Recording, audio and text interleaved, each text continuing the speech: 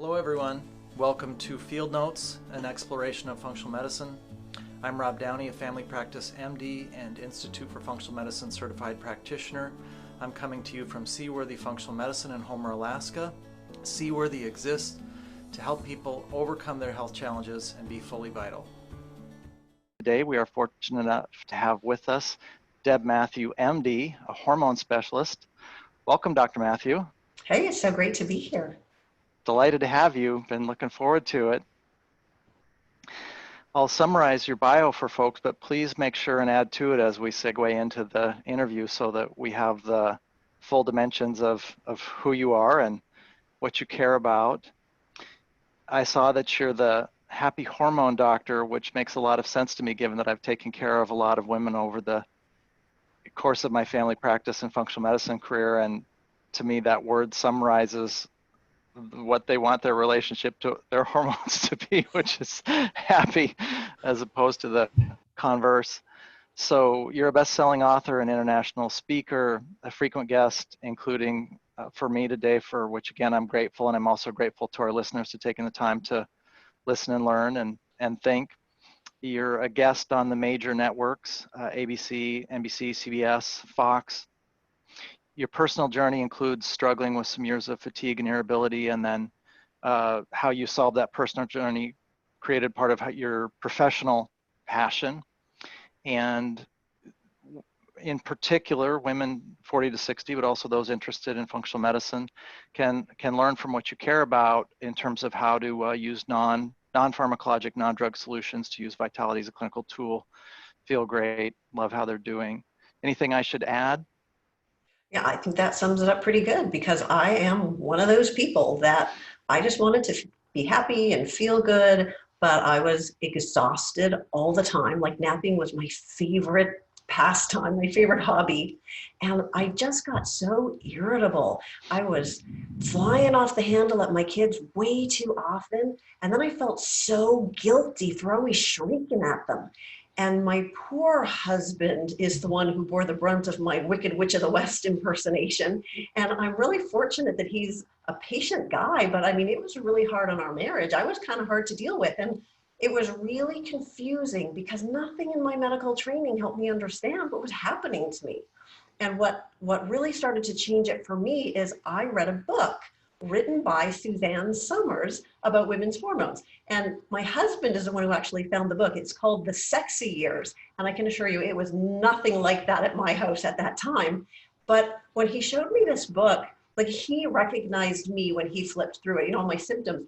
But I just saw Suzanne Somers' picture on the cover, and I just thought about Chrissy Snow from Three's Company, and then you remember the Thigh Master. And you know that medical doctors don't want to get our information from celebrities, but I knew that this was really a problem. I was not living the life that I wanted. I wasn't being the mom and the wife that I wanted to be, and so I read the book.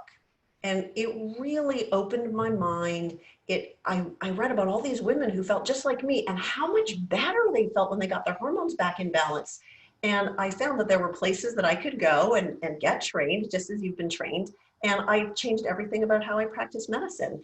And I got my energy back. My kids got their mom back. My husband got his wife back. I got my life back. But I couldn't go back to what I was doing before, just writing prescriptions all day long, because that just didn't feel right anymore. And so now, just like you, I help people get to the root of why they're not feeling their best so that they can get well, get off a lot of those prescription medicines, and love the way they feel.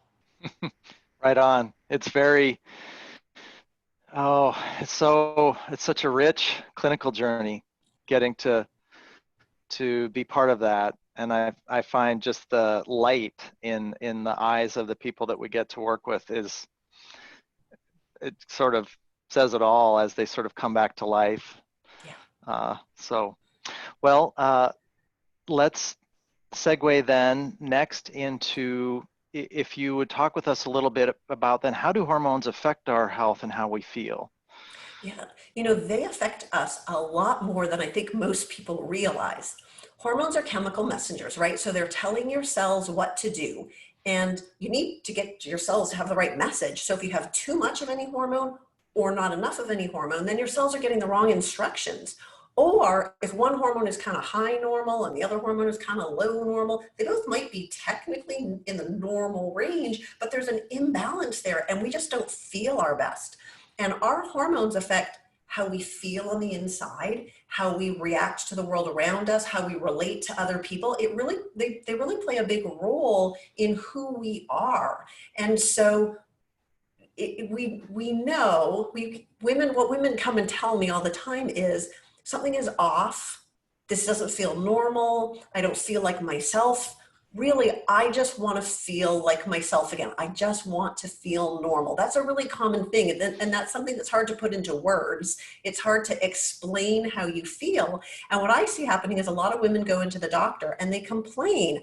I don't feel good. I feel off. This isn't me. And they're looking for hope and answers when they walk in the door, but they usually walk out the door with another prescription for sleeping pills or antidepressants, when really the problem could be their hormones. So our hormones affect our energy. They affect whether we're able to bounce out of bed in the morning ready to go and whether we have that crash in the middle of the afternoon. They affect our sleep. So many women are waking up at 2 in the morning and at 4 in the morning. And then of course, when the alarm clock goes off at 6 in the morning, you're pressing snooze and crawling over to the coffee pot.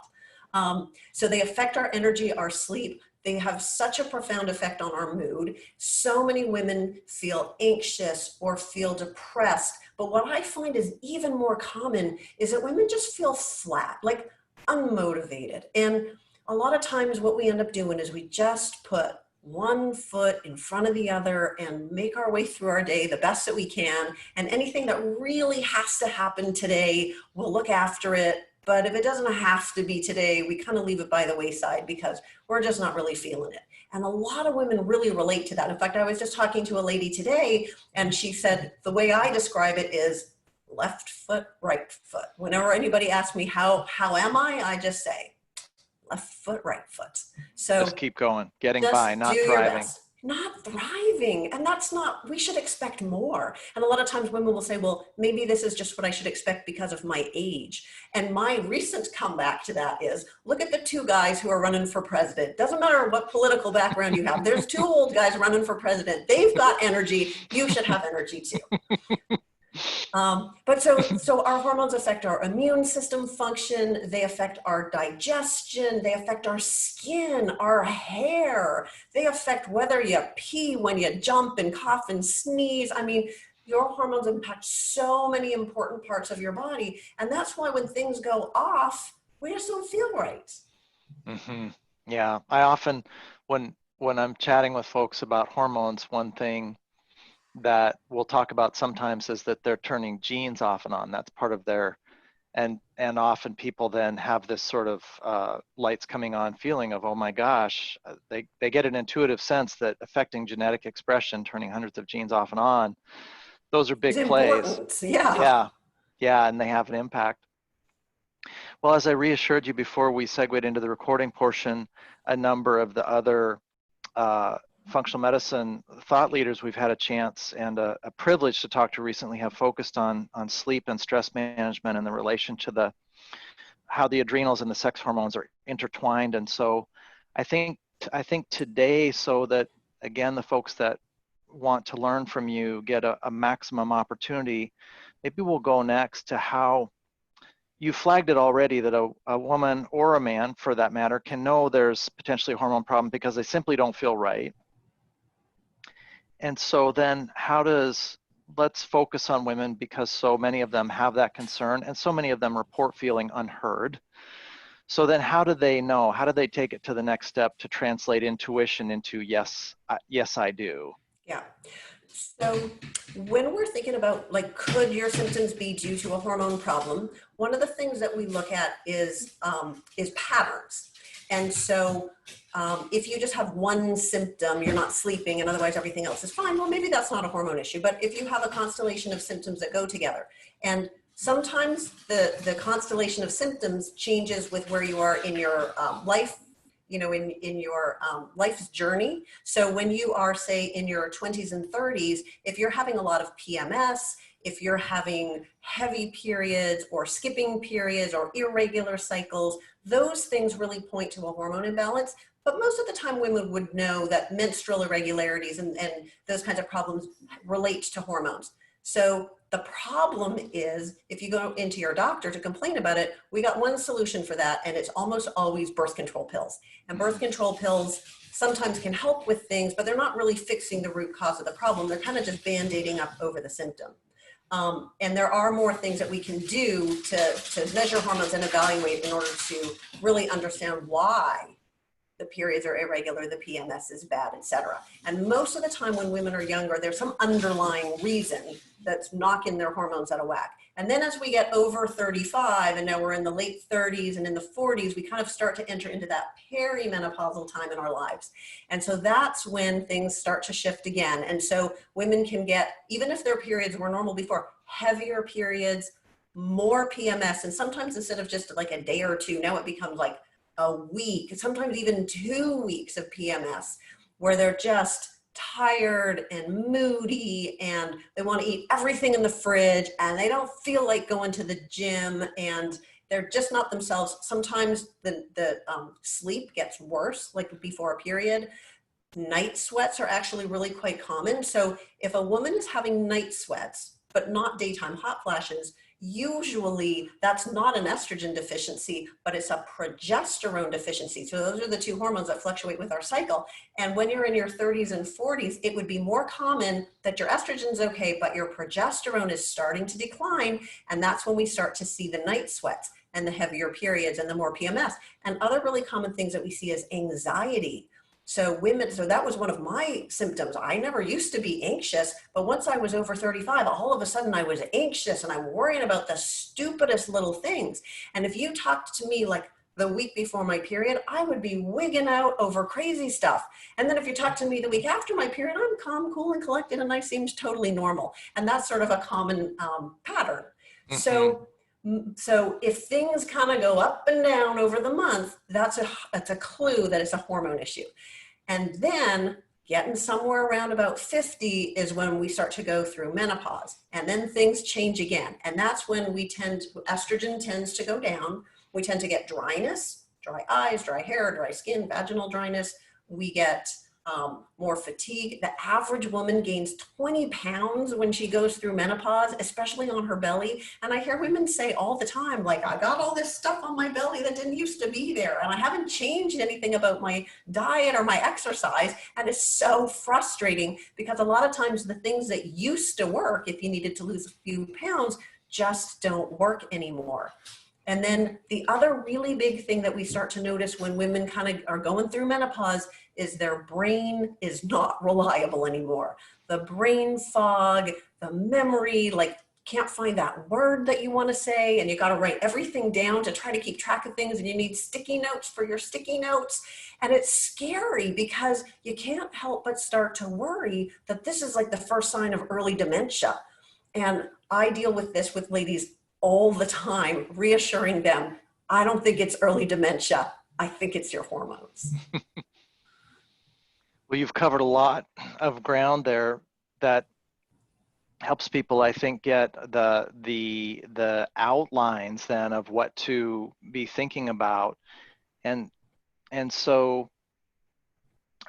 do women need to, these are sort of related questions, do women need to have testing done that illuminates the actual dimensions? Do they simply need to find a provider who's experienced with this and who can treat empirically and use testing only if it's needed? What are next steps for women who are resonating with what you're saying, but they're probably intimidated also by things they've heard about breast cancer risk or heart risk, or they sense a false dichotomy. It's either this or hormone drugs. So what are next steps for women who sense these outlines? So yes, I do think that it is worth having hormone levels measured. And it's tricky because if you just go in to see your, regular gynecologist or your family doctor, so often I hear women told no, like the doctors won't agree to measure their hormones. Sometimes they're told you're too young to have a hormone issue. A lot of times they're told like, we just don't do that. Sometimes they're told your hormones change, so we can't measure them. And that's true. I mean, depending on where you are in your menstrual cycle, your hormones do change. So we just need to make sure we measure it in the right spot so we can interpret it properly. You know, your blood pressure changes and your blood sugar changes if you've eaten or not, but we still measure those things. So yes, we would want to get the hormones measured, but you probably will have to find a practitioner who is willing to work in a more holistic approach using a functional medicine approach. Otherwise, it can be very disappointing and frustrating. And then the other thing that I would say is, so let's say you do get your hormones measured and they can tell you that your estrogen or your progesterone or maybe your testosterone is off. We also want to make sure that we're not only focusing in on that one thing, because hormones are part of your whole body, and there are a lot of factors that cause your hormones to go out of whack. You know, not every woman that goes through menopause has a whole bunch of hot flashes. So why you? We want to look about what's going on with your stress levels, what's going on with cortisol, which is your stress hormone. If it's out of whack, it knocks all the other hormones out of whack. And we want to know what's going on with your gut health, because if you don't have a healthy gut, first of all, that's another stress on your body that can throw cortisol out of whack. But also, there's a lot of interplay between gut health and hormone health. So a lot of women who suffer with hormonal issues also have gut issues. They have IBS, or they just have chronic constipation, or they go back and forth between loose stools and hard stools, or they just feel bloated, and you know, there's some foods that they can't eat. So gut issues and hormone issues go hand in hand. And we want to address some of those underlying factors. And another underlying factor that's really important to address is toxins in our environment, because a lot of these chemicals that we get exposed to, these like pesticide residues in our food, and there's chemicals in our cosmetics and in their cleaning supplies and in all sorts of plastics and things. A lot of those chemicals are hormone disruptors. So they throw our hormones out of whack. And if you're toxic, the last thing we want to do is give you hormone replacement, put more hormones in your system. We want to get those toxins out of your system so the hormones can do their job properly. And if you do need hormone replacement, then we can get the benefits and have less to worry about in terms of the risks.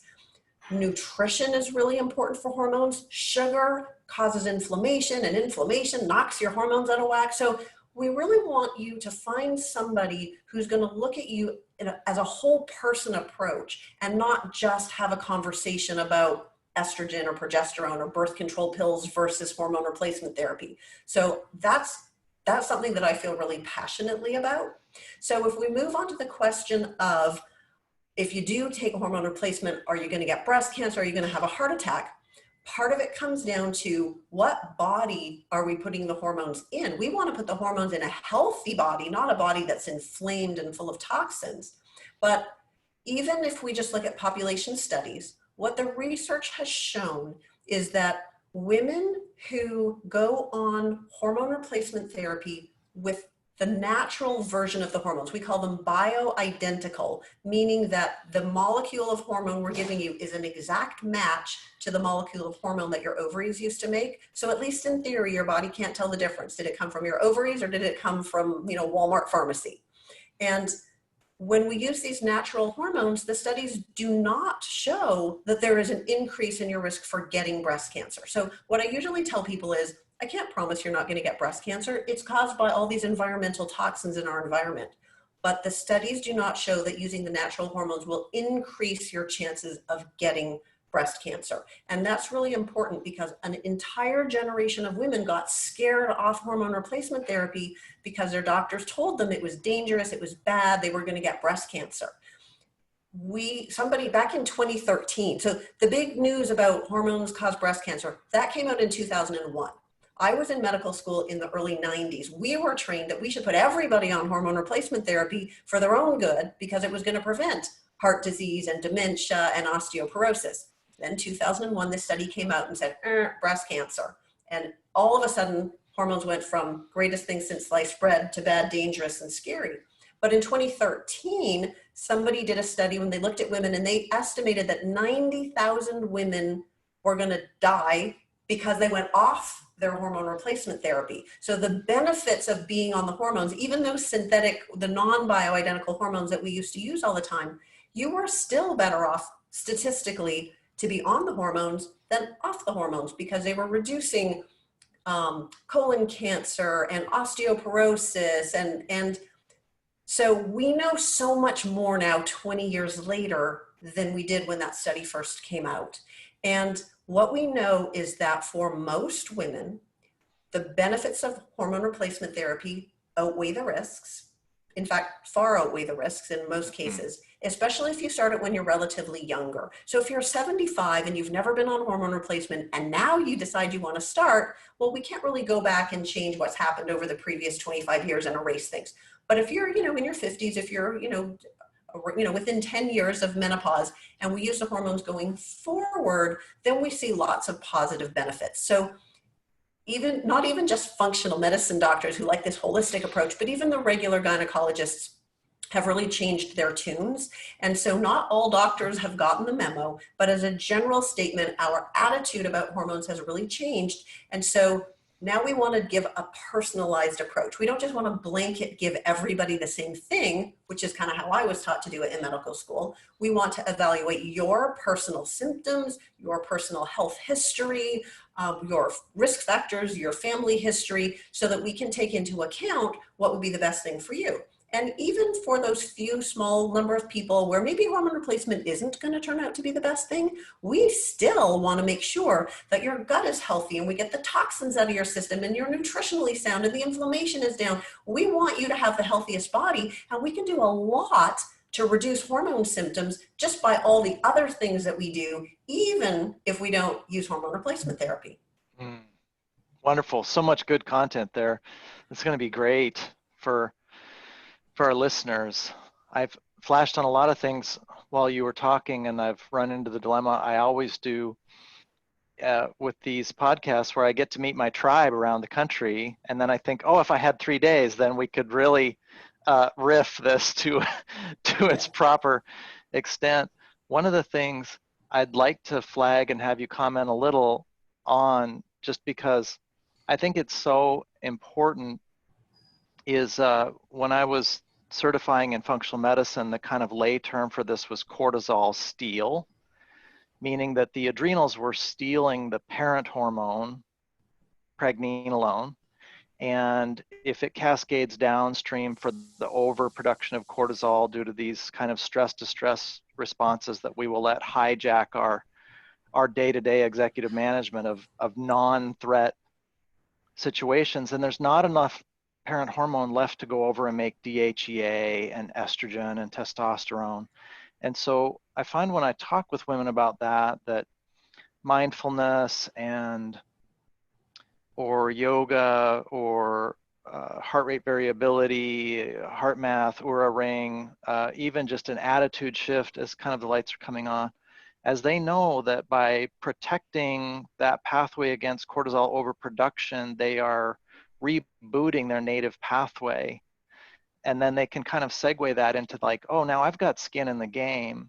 I find they have a fresher, quicker response. Some of them don't necessarily need the bioidenticals, and if they do, they pack more punch. Some of them then are candidates for a little DHEA kind of halfway through the process. And so I find the skin in the game component to be really, really important. Like you say, whether or not they proceed on to other steps or not, they just have a much, they're more at ease in their own skin, their eyes are brighter, they're happier, they're more at peace. Yeah.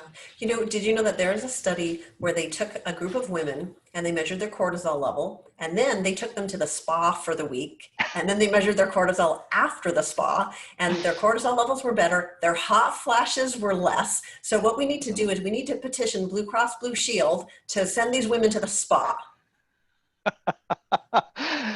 Well, I know that there are certainly going to be some people who hear that and endorse that idea.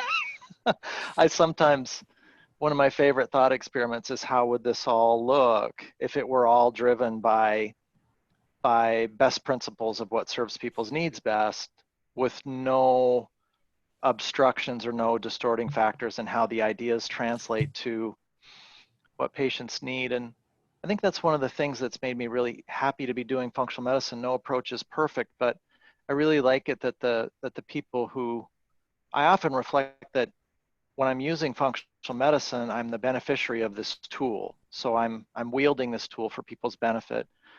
I've never felt like I could come up with it on my own due to its complexity and depth and all of that sort of thing. But it seems to me that it's got this incredibly integrity-driven focus on people's well-being, and that some of these distortions that can create a disconnect between ideas and outcome, you know, functional medicine's got some internal firewalls against that. I think that's a lot of why women and patients in general have such good outcomes. Yeah, one of the things, if I could just interject, when I'm first starting to work with somebody and I'm sort of describing how this works and what we're trying to achieve, one of the things that I say is, you know, we're going to evaluate what's going on in your body. You know, we do testing to find out what's happening, and then we're going to give you a plan for what we can do to fix it. But really what we're trying to do is help you understand what's going on in your body, why is it happening, what can you do about it, so that we are putting you in control of your own wellness,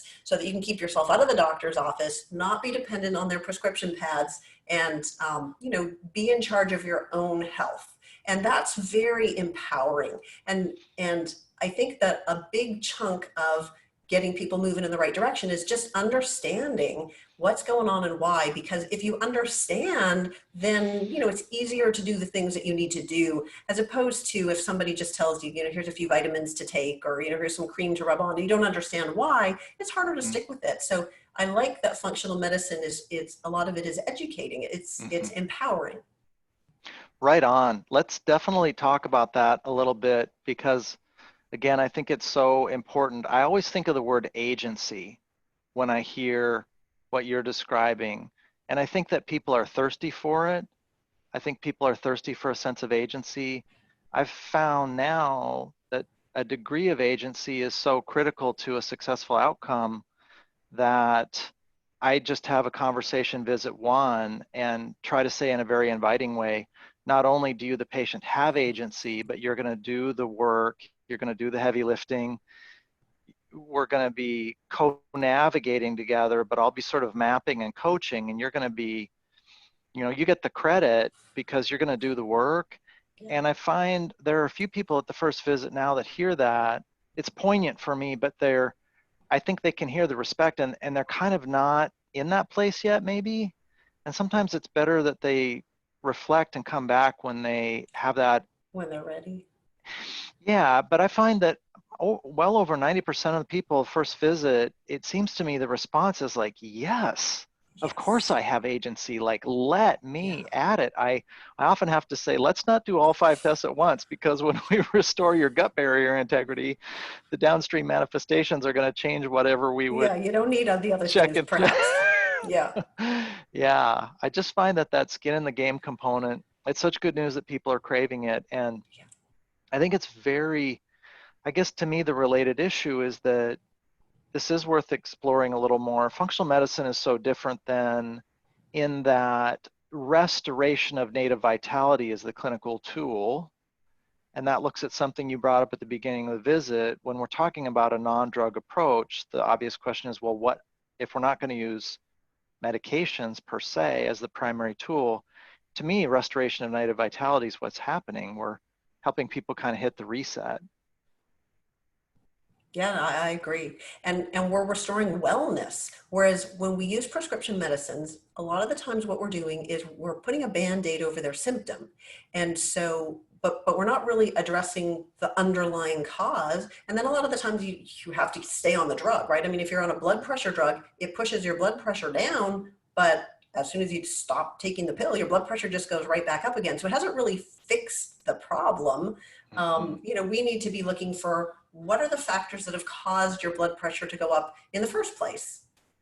And people, it's common sense, right? Like they think that's what they were supposed to be getting when they went to their doctor in the first place. I think that's what I was supposed to have been learning at medical school in the first place. I didn't know that I was going to medical school to learn how to prescribe pills. I mean, you know, but that's sort of what it turned out to be. Yeah. I thought when I got certified in functional medicine, a lot of my time would be spent sort of trying to set the stage for patients to have aha moments, but I have found that it feels very commonsensical to the majority of them. So not much of the time energy goes there. A lot of it's creating the map. Is there anything more that we should add about how people need to take charge? Because in preparing for today's talk, you said if there was one thing that you would identify as mission critical, it's that sense of people being in charge. So any other ways we need to elaborate on that today? Well, if you're not feeling good, you should not accept that. Like if you do not feel normal, if you feel off, if you know that something is wrong, then something is wrong. And it might not be a serious disease. I hope it's not a serious disease. I mean, so many people, they just don't feel good because of all sorts of little factors that are just all adding up to zap your energy and give you a foggy brain and, achy joints and, your hair is dry and lifeless, etc. And if your doctor doesn't have the answer, or they just want to give you another prescription, look for somebody who can help. I mean, don't settle. You only have one life to live. You deserve to love the way you feel. Find somebody who can help you. So look for a functional medicine practitioner who can evaluate your hormones, your gut health, whatever seems like it's the most important factor for you.